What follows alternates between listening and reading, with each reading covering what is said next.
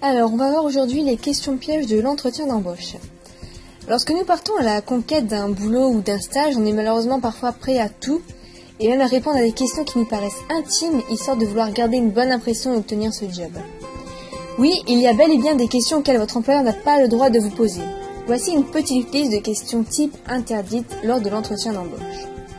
La première, c'est « Êtes-vous célibataire ?» Cette question est très fréquente et pourtant interdite. Votre recruteur n'a nullement le droit de vous la poser.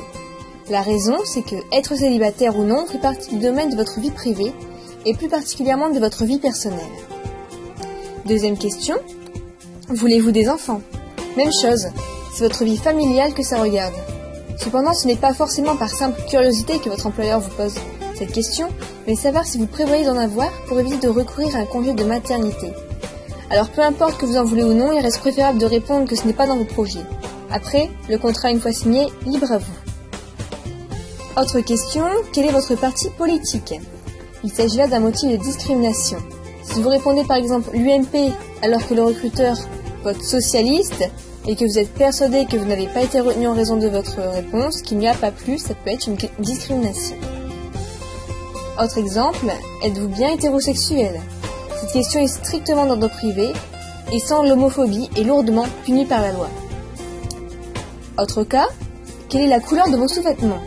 C'est une question très gênante, dont les filles timides peuvent parfois se sentir obligées de répondre. C'est une technique de manipulation, d'intimidation, pire de harcèlement sexuel. Autre cas, pas de problème de santé particulier. À retenir, vous n'êtes pas chez le médecin, mais bien là pour un emploi. C'est une façon à l'employeur de prévenir les personnes qui utiliseraient un peu trop souvent les arrêts maladie. Autre question, vous êtes d'origine du Maroc, je suppose. C'est une question totalement déplacée.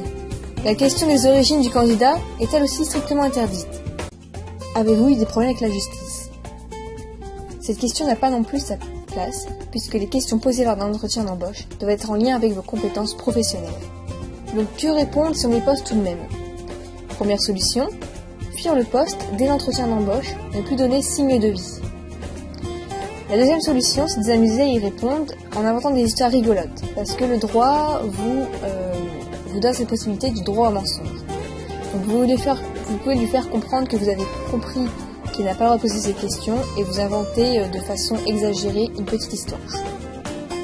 L'article L 1132-1 du Code du travail sur la discrimination dit qu'aucune personne ne peut être écartée d'une procédure de recrutement ou de l'accès à un stage ou à une période de formation d'entreprise.